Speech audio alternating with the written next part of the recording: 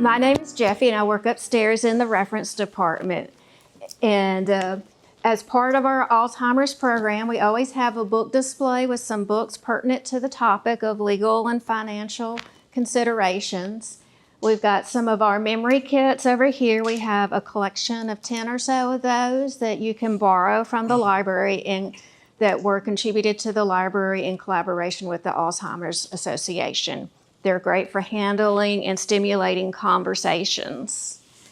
And there's some more information from the Alzheimer's Association and a flyer for next month's program, which is on hospice versus palliative care. And if you'd like to register for that one with the QR code or go visit our website later. Now today, it is my great honor and privilege to introduce Barbara Moss with Elder Law of Nashville, PLC.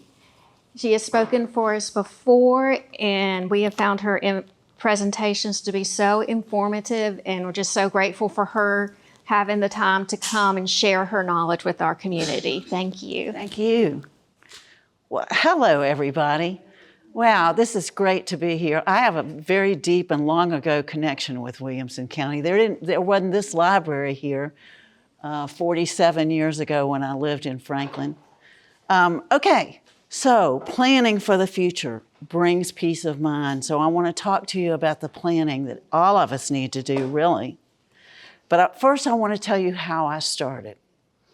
In 1977, I was the first woman hired by any of the big downtown law firms in Nashville. And a picture is worth 1,000 words. And I want to tell you that woman in that picture was completely clueless. I had no idea it was going to be hard. I had gone on the tour bus to Webb Pierce's home to shut down his guitar-shaped swimming pool. And after we went on the tour bus to his home, we went back downtown in Nashville and went to the Country Music Wax Museum and to Tootsie's to have a beer. And I went, I want to be a trial lawyer. And for the first 10 years that I was a trial lawyer, there was not another woman in a case as lawyer or judge. So, I had my first child as a third-year law student and my second child in that law firm. And then when my girls were 7 and 4, my charming, handsome husband signed the divorce papers on his way to drug rehab. And I was a single mom and a trial lawyer for 22 years. Had huge cases. The first fully belted child in America that was killed by an airbag was here in Nashville. That was my case. The people that were walking down Broadway when the transformer exploded, that was my case. I loved litigation, except the losing once in a while part. And, but I had some hurdles. And then 17 years ago, I married a psychiatrist and psychoanalyst. And, and one of my friends said, that'll save you a lot of money. But what I didn't know is that psychoanalysts never retire. So this is about 12, 13 years ago, I picked up my head one day and said, you know, litigation is kind of stressful. And I looked around, and seniors were the most underrepresented people in this area, and they still are. We are 1 in 7 of the population. And yeah, we're so underrepresented. And we're undereducated because I think it's because we began to hospitalize death 70 years ago. My husband found a great quote the other day. It said, we all know we're going to die, but we don't believe it. And we don't believe we're ever going to get disabled. And so I loved it. I teach law school. I do a lot of public speaking because I love working with people in the planning, because it can bring us peace of mind to do the planning. By the way, after I married this guy, I started Elder Law of Nashville 10 years ago. And what I love about it is I get to take people's anxiety away. That's so meaningful. And after I married this guy, his 3 kids, my 2 kids, all live in Nashville. And what I tell people is traffic may be bad, but prosperity is not the worst problem for a town to have. Okay. Now, we're going to be talking about planning and about documents. So before I get into any of that, I want to talk about this concept of capacity, the capacity to sign documents. It is not a diagnosis. It's not even something that doctors figure out. Lawyers figure this out because there are different levels of capacity needed to sign different kinds of documents, like a will, a power of attorney. So, if I have questions about capacity, my clients, whether they can sign documents, I say, do you recognize this person right here? Yes, it's my wife. Do you want her to help you? Yes. And then I look, is it consistent with what they've always wanted? Have they signed other powers? So anyway, capacity is not a diagnosis. Now, there are 3 components of planning. We need to manage our health care. We need to manage our finances. And we need to manage our standard of living as we decline. If we're lucky, we just sort of dwindle. There's all kinds of ways. Everybody's journey is unique. So let's talk about managing our health care. Who's going to make decisions if we become incapacitated? And will our wishes about end-of-life care be honored? Those are the 2 big questions. Who's going to make decisions if we become incapacitated? And will our decisions about end-of-life care be honored? So for decision-making, you need a durable power of attorney for health care. Now, why is it called durable? Because in England, where our law came from, if you had signed a power of attorney and you got kicked in the head by a horse and you were in a coma, your power of attorney just went away. And that's exactly when you need it. So they call it a durable power of attorney. Now I want to tell you another clue about the name to that document. In England, lawyers were paid by the word. So when lawyers say last will and testament, you got a clue now. Okay, so this lets you choose who's going to make your decision. You always get to make your own decisions about your health care until you can't. But it lets you choose who's going to make decisions. And maybe it'll be somebody that you can share decisions with. It'll be somebody you trust. And it gives you the opportunity to talk with the person you choose about your wishes. And in my parents' generation, they didn't talk with us about their wishes. But I'm a great believer in talking to your family because I see a whole lot more problems in families caused by not talking to them than by talking. So here's a picture of how my 2 daughters opened their Christmas presents at Christmas.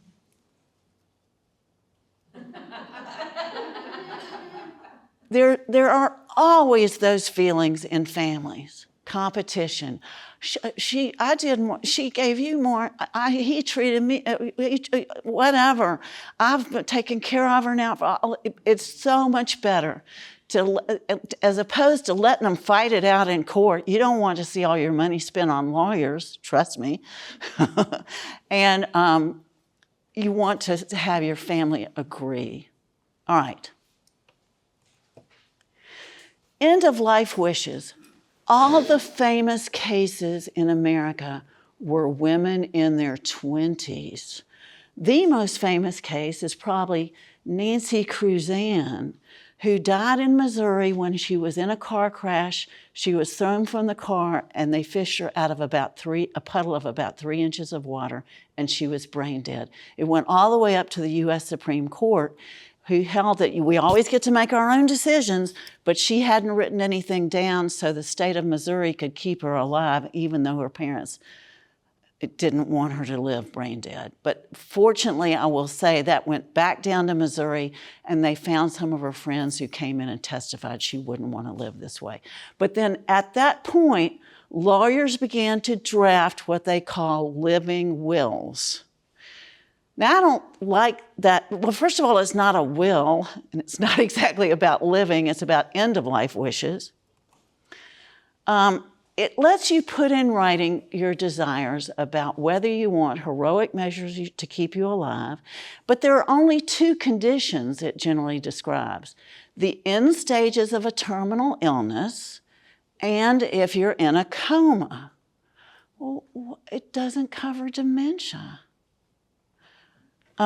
So I like a form, and I'll never tell you to get a form off the internet except this particular form, which is called an advance directive. And you can get this from the Tennessee.gov website under advance directive. Doctors and lawyers in this state have come up with a 2-page form.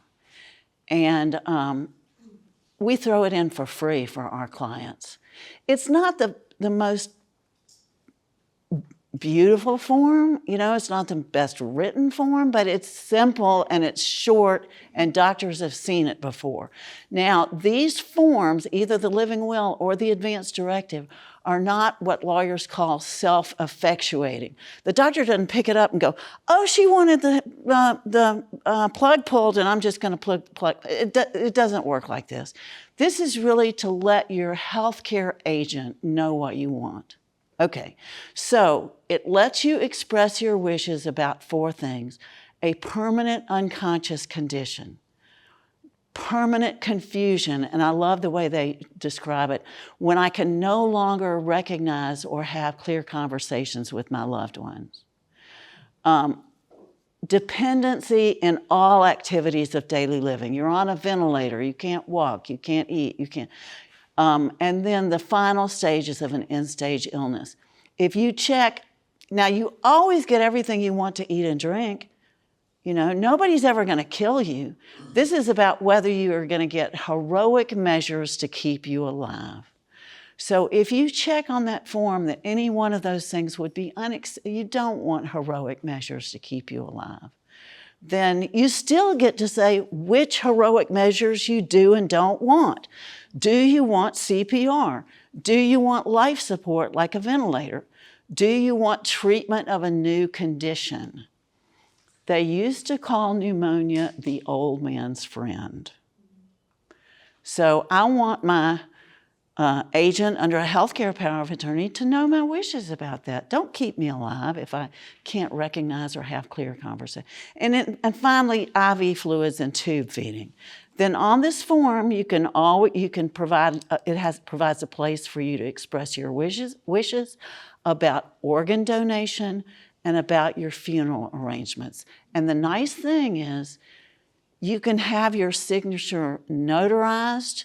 So a notary doesn't look at what choices you make, they look at your signature. Or you can have 2 people who don't take under your will witness your signature. So you could just have 2 neighbors over and say, I want you to witness that I'm signing this form. And if you change your mind, you can print it off again and start over. You can get these from an attorney or the Tennessee government. Otherwise, I'm not in favor of online document websites. And I'll tell you about that as we go along. The second component of managing our lives is planning for finances. Again, who's going to make decisions if we become incapacitated? How are we going to afford home care, assisted living, or nursing home care? And what will happen to our assets when we die? Now, I'm not going to spend a lot of time on estate planning.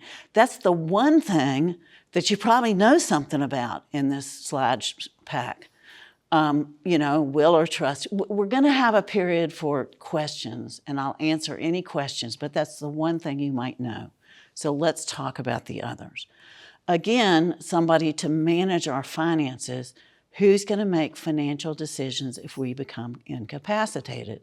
And there's only 2 alternatives: an attorney in fact under a durable power of attorney, or an agent under a durable power of attorney, or a conservator. It's a myth that your spouse can automatically sign things for you.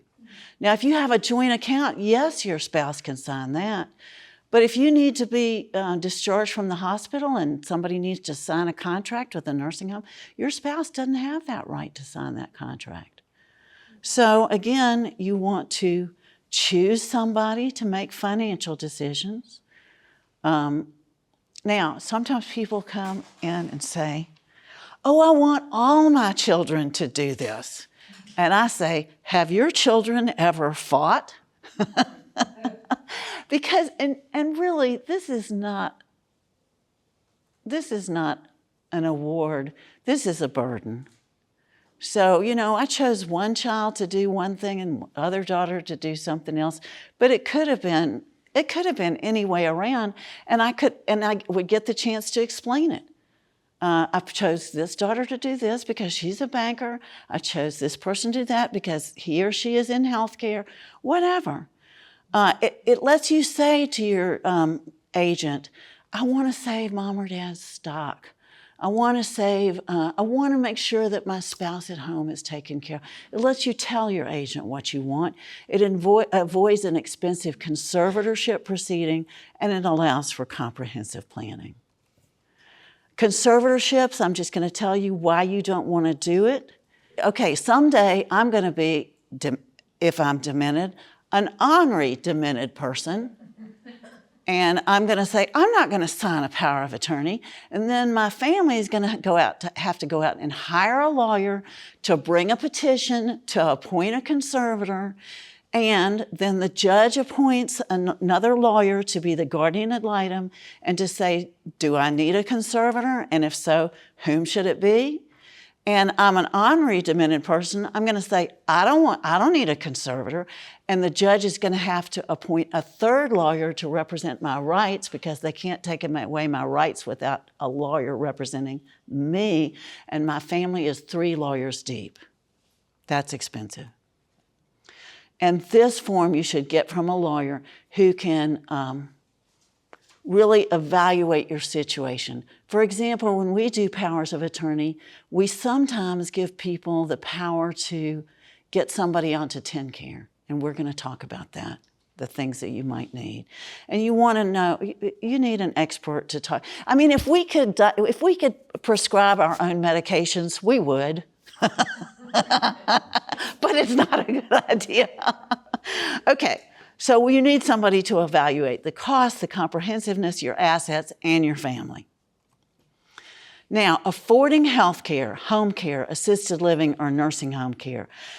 I don't believe that we fear public speaking more than death, but a lot of times seniors will say they fear running out of money more than death, and I get that one. I got the bag lady thing going on in my head. And 70% of people turning 65 will eventually need some type of long-term care services. This is from the Genworth 2023 Cost of Care Survey for the Nashville area, and I would say Williamson County is just as expensive as Davidson County. So a nursing home, a private room in a nursing home is $121,000 a year. Semi-private, nearly $107,000 a year. Assisted living, $64,000 a year. I think that's kind of low, frankly. Adult day services, $45,000 a year.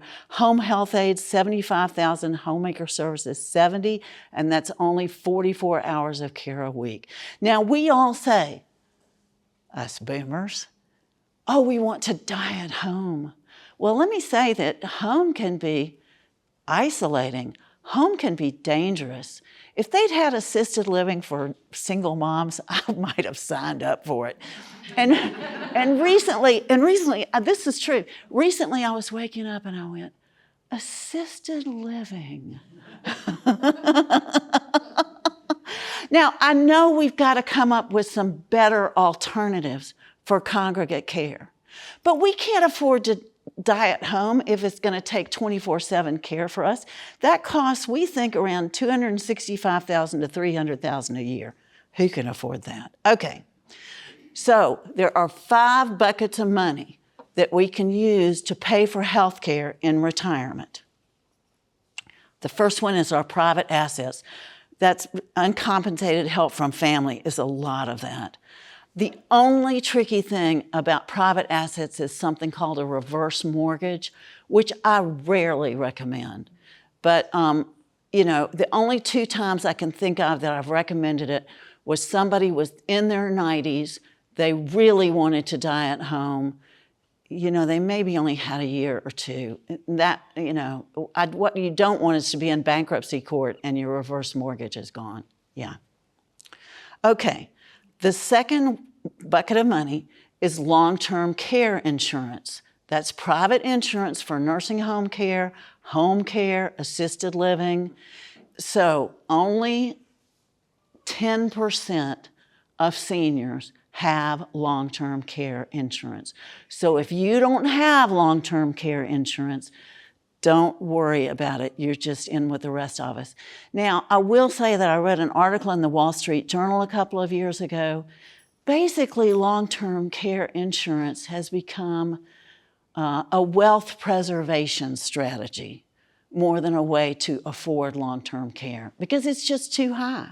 It's just too costly. Medicare is the private insurance for people that are 65 and older. Now, it applies to a couple of other categories. If you become disabled and are on SSDI, the disability insurance we all pay into, and if we have 10 years of work, we qualify for disability insurance. After you've been on that for 2 years, you are automatically on Medicare. And also people who have permanent kidney failure and people who have ALS are qualified for Medicare. There is an initial enrollment period. It's the 3 months before you turn 65, the month you turn 65, and the 3 months after you turn 65. Unless you're on a private health insurance policy, and then you have a period of time after you get off that employer's insurance. Medicare Part A is premium free. It helps pay for inpatient care in a hospital or a skilled nursing facility following a hospital stay. Some home health care and hospice care are all paid for by Part A, and beneficiaries share costs through deductibles and copays. Medicare Part B helps pay for doctor's services, some outpatient medical services and supplies. It's technically optional, but you don't want to turn it down. When you qualify for Part B, you need to get on Part B because if you don't get on it, you will be penalized for the rest of your life. And the biggest problem that people make is they lose their job and they pay for COBRA for a year or 2, and that's when they get penalized. There's the penalty for late enrollment in Plan B. Medicare Advantage plans. Beginning about 2 years ago, there were as many people in America enrolled in Advantage plans with private insurance companies as there were enrolled in traditional Medicare Part A and B. Advantage plans have their disadvantages, but I'm not going to spend time going over that. And they have their advantages too. They're less expensive. And then prescription drug coverage, which is Part D. Then, if you're on traditional Medicare, there's something called Medigap policies. And this is, when I first started doing this line of work, one of the companies that offered this was the Gerber Company, as in infant food. And the reason that any company could offer this is there's no underwriting. If Medicare pays, your Medigap policy pays. They don't have to figure it out. And these have letters like A through N, the type of Medigap policy that you can have. And then you need to know this, though. Of course, Medicare doesn't pay for assisted living. And Medicare doesn't really pay for nursing homes either. If you've been actually admitted to a hospital for 3 days, then Medicare will pay for 20 days in a rehab facility if you need rehab. Then if you still need rehab, Medicare will pay 100% over $204 a day. But for day 100 1 and beyond, Medicare pays nothing for a nursing home. All right. Now we're into government benefits, guys. And you can see why. Okay, the first one I'm going to talk about, and I'm not going to spend a whole lot of time on this, is called VA aid and attendance. So if you qualify for this in 2024, a married veteran could get up to $32,729 a year, a single veteran $27,609, and a surviving spouse of a veteran $17,743, untaxable income. Here are the requirements. You have to have duty in the military during a defined period of war. You have to be sick enough, your income has to be low enough, and your assets have to be low enough. Do we have anybody in this group that was a veteran during a defined period of war, during Vietnam? Okay, we have some people. Let's talk about it. Okay, for a veteran to qualify, 90 days of active duty, at least one of which was during a defined period of war. Gulf War veterans, it's 24 months. We're not going to talk much about them. Discharge other than dishonorable conditions. Surviving spouse, the spouse was married to the veteran at the time of death. Okay, defined periods of war. Look at World War II. December 7, Pearl Harbor, all the way through December 31 of 1946. Now, my dad was a veterinarian. He inspected cheese in Wisconsin during World War II. You don't have to have served in the war theater. You just had to volunteer or be drafted, I guess, in Vietnam. Except for Vietnam. Korean conflict, there it is. Vietnam era. Now, this is weird. The first part, November 1 of 1955 through May 7 of 1975, veterans who served boots on the ground. But there's a period of August 5, 64 to May 7, 1975, when you didn't have to serve boots on the ground. I don't know, we must have had people in Vietnam in 1955. Apparently, I didn't know that till they changed this rule. But at any rate, most of you would fall in that period, August 5 of 64 to May 7, 75, and you don't have to have served in the war theater. The medical requirements are you have to be sick enough. You have to need help with 2 activities of daily living, which are bathing, dressing, eating, transferring, toileting, continence, and the VA has added one additional one, walking, ambulation. Or you have a certification by a health professional that you need custodial care. The income requirements, it's not like Social Security. You don't automatically get that income. You have to show that your unreimbursed medical expenses are more than yours and your spouse's income. Okay. Unreimbursed medical expenses, though, includes care at home, and it includes assisted living. So you can imagine that money plus your Social Security can go a long way towards paying for assisted living. And then your asset limits for this, $155,000. Now, the weird part about this is they count your income for a year as an asset. But, I always say that before you go to law school, they should make you read government regulations and an insurance policy and say, do you really want to do this? So now we're down to Medicaid, which is called TennCare here in Tennessee. Thank goodness they renamed it because, you can imagine Medicare, Medicaid, Medicare, Medicaid, Medicare. Okay, so it's Medicare and TennCare. Okay. Now, Medicaid in our country was passed in the 60s, and when it was passed, Congress said, you states can interpret this. So you cannot research Medicaid in Kentucky and know about Tennessee. It's different in every state, which makes it so hard for even lawyers to learn, much less lay people.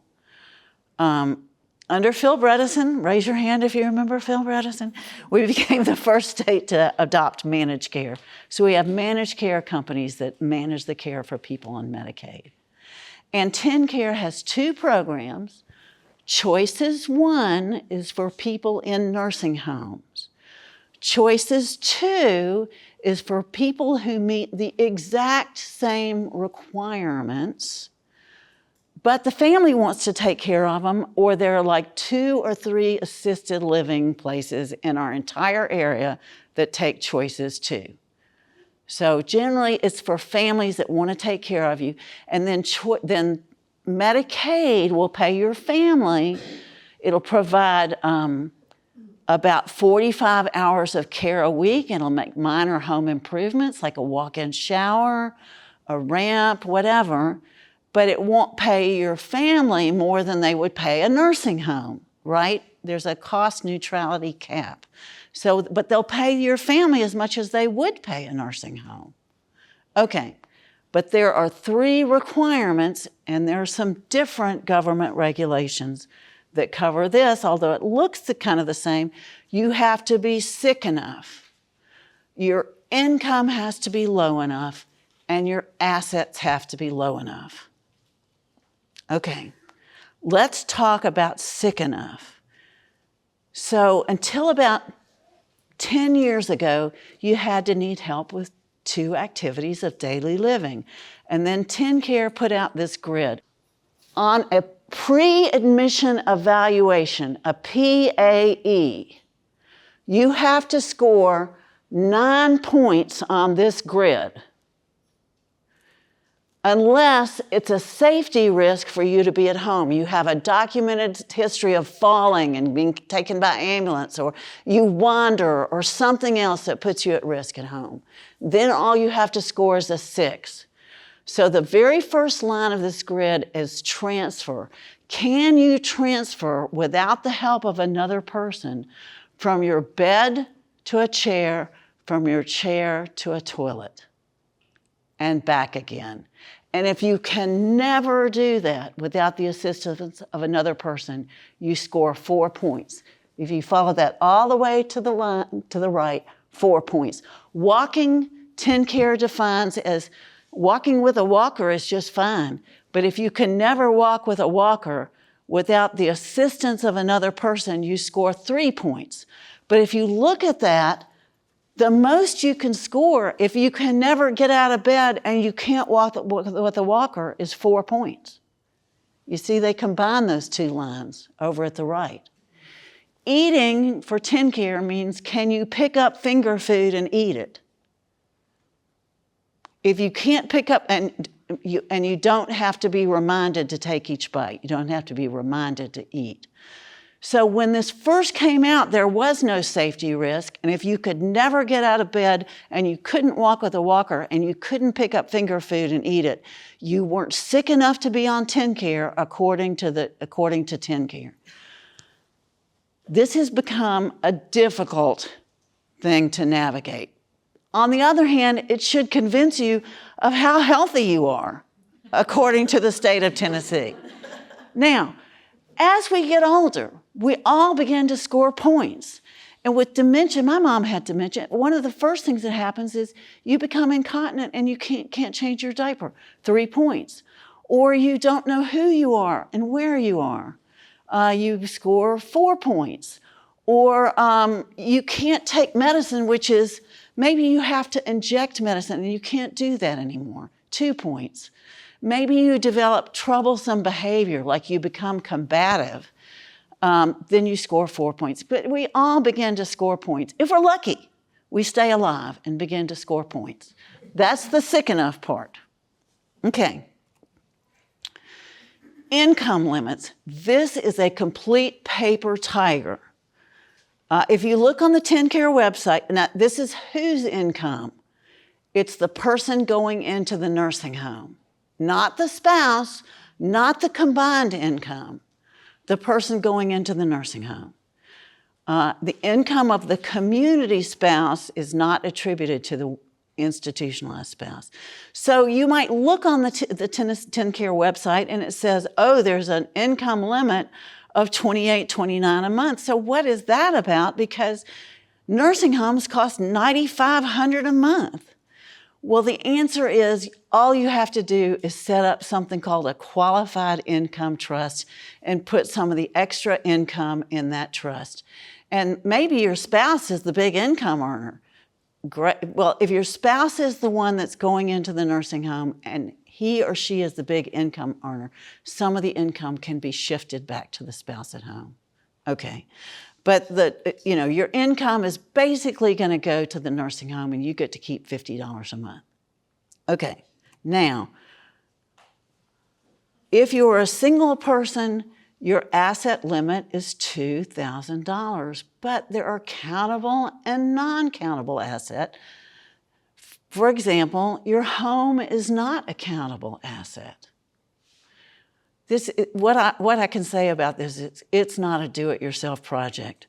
Anyway, there are transfers that penalize you. There's some that don't. They're countable and non-countable assets. Okay, and here's the best-kept secret in America.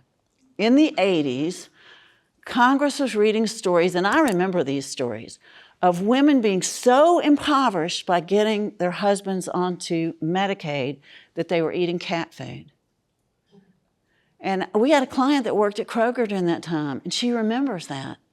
So they passed the anti-spousal impoverishment laws. And here's how that works. If somebody is going into the nursing home and they're married, TennCare adds up all the countable assets, doesn't include the home, and on that date, they add it all up, the day they're going into the nursing home or that they apply for that home services. And the spouse at home keeps half with a minimum of about $31,000 and a maximum of $154,000. And the institutionalized spouse has to spend down to $2,000. Okay, so therefore, about $156,000 they get to keep, and they have to spend. You've probably heard about spending down. Okay, and there are ways to spend down. So here's an example. A married couple owns a house worth $150,000, one vehicle, that's non-countable too, and $100,000 in stocks and bonds. Dad's going into the nursing home. The house and the car are non-countable. The $100,000 is split, and they have to spend down $48,000. And there are ways to do it that benefit that spouse at home. You can spend it on upgrades to the house. You can spend it on a better car for the spouse at home. You can spend it on a Medicaid-compliant annuity. There are just a lot of ways to fix this situation. Example 2, they have only $25,000 in a checking and savings account. Mom gets to keep it all because it's below that minimum amount that she gets to keep. And wealthier clients, $500,000. The community spouse gets to keep $154,000. The institutionalized spouse keeps $2,000. They need to spend down $343,000. We can do it and bring it back as income to the spouse at home. So then there's something called a 5-year look back. There's always, in every consultation, in every speech, there's a point at which I want to say, I am sorry this is so complicated, but I didn't make it complicated. But there is something called a 5-year look back. On the day that you apply for Medicaid, they say, have you given anything away in the last 5 years? Because they don't want you to just give your stuff away and then apply the next day and say, please take care of me, state of Tennessee. Although in a way, it's so unfair. Those of us who save money, don't get on Medicaid, and the people that don't save any money do get on Medicaid. So it's I can argue, I got a degree in philosophy and I was a trial lawyer. I can argue both sides of everything. Okay. The 5-year look back, if you've given anything away in the 5 years before you need Medicaid, it creates a penalty. And it doesn't keep you from getting onto Medicaid. It creates a penalty period during which you have to pay privately. So if you've given $100,000 away in that 5 years before, They divide it by what they think nursing homes cost, $82.20 a month. And that many months you pay privately. So for $100,000, you're going to pay about 12 months privately. Or the person that you gave the money to can give it back. No problem. Then you've got to deal with the fact that you've got the money. And then there's this weird part. There's no penalty for transfers between spouses, but there you go. Okay. And then there's something called estate recovery. If you're over 55 when you die, and you get on TennCare and your house goes through through the probate process, TennCare is standing there saying, pay us back the money we paid for you to be on, you're dead, but pay us back the money that we paid for your mom or dad to be on TennCare. Okay. So there's crisis planning and there's planning ahead. There's irrevocable trust and there's revocable trust. Wills are a book of instructions that takes place when you die, but you have to go through probate. Revocable trusts are a book of instructions that takes place when you die, but you don't have to go through probate. And it's like you still own the money. You can revoke the trust. You're the trustee. You're the beneficiary. You grant. Irrevocable trusts are a different thing. So if you want to plan ahead for TennCare, you can put your money into an irrevocable trust. You lose direct control over. If you're somebody that watches the stock market every day, this is probably not a good plan for you.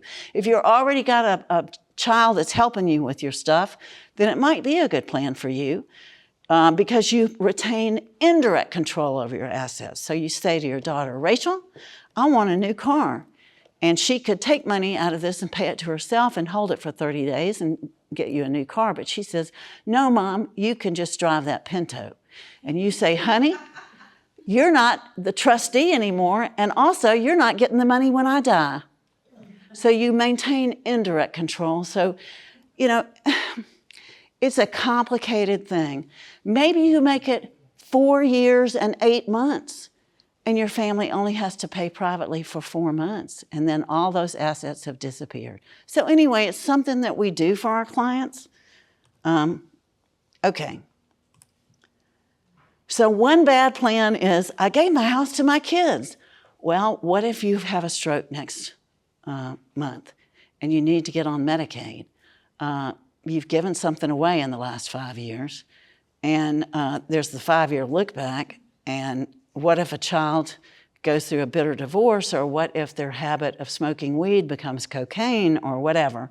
And there are also tax consequences to that. There's another bad plan. One of my friends, when I started doing this, called me up and said, well, we spent all of Mom's money, and now we thought it'd be a good time to call an elder law attorney. And I went, no, that was not a good time to call me because I do charge money for planning. Don't spend down all the money before you talk to somebody.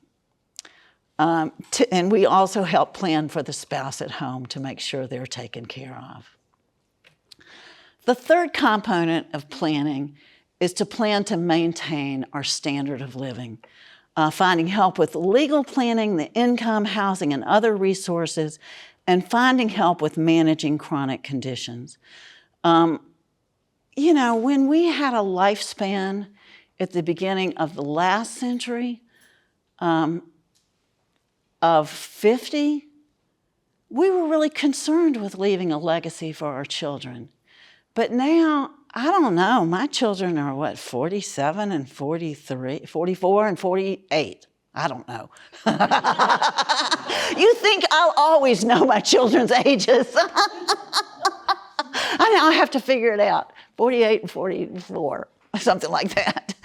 But our real concern as we age now is protecting our assets for the spouse at home and maybe for our children, accessing quality health care, living independently in the least restrictive environment, maintaining mobility and control of decision-making, addressing the fear of being isolated from family and friends, especially during COVID, and addressing the fear of going broke.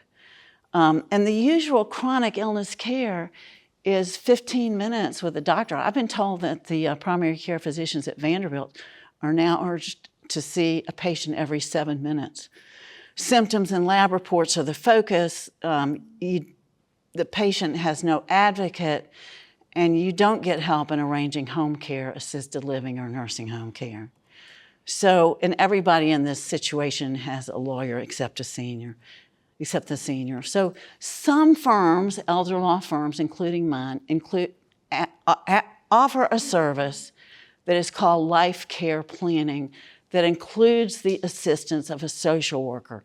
Like, you might be thinking, why would a law firm be including the services of a social worker to help manage care? Well, it's because there's not that assistance. There's just not that assistance. First of all, your needs to manage your health care are usually paired with some needs to get your legal matters in order. So this is not for healthy older people, it's for unhealthy older people. And it's also for, gosh, I don't know. I don't try to memorize numbers. I was really good in math and was in all the state math contests and then took advanced math. But 10 years after I got out of law school, my brain went, we're not doing math anymore. So, and I just see so many numbers, and these numbers change every year. And then I read all the news and they give me all the percentages. But there's a huge percentage of people that either don't have children or don't live in the same place as their children. A huge percentage. And those people might need life care planning. So people who've started down the road of one crisis after another, people who don't have children in town, people who don't have children. So a life care planning firm assigns a licensed social worker as a care coordinator. And, you know, when I was a trial lawyer, and when I teach law students, my very first lecture is about the billable hour. And it's because beginning about 10 years or so before I started practicing law, lawyers began to bill by the hour. And in the 90s, Vanderbilt Law Review had a symposium on the practice of law. And the lead article was on being a happy, healthy, ethical member of an unhappy, unhealthy, unethical profession. And it was about this concept of billing by the hour. Because you put pressure on little kids. Did you take that? And they're going to say no. You put pressure on young people. You have to have X number of billable hours every year. They're going to lie about it if you put enough pressure on them.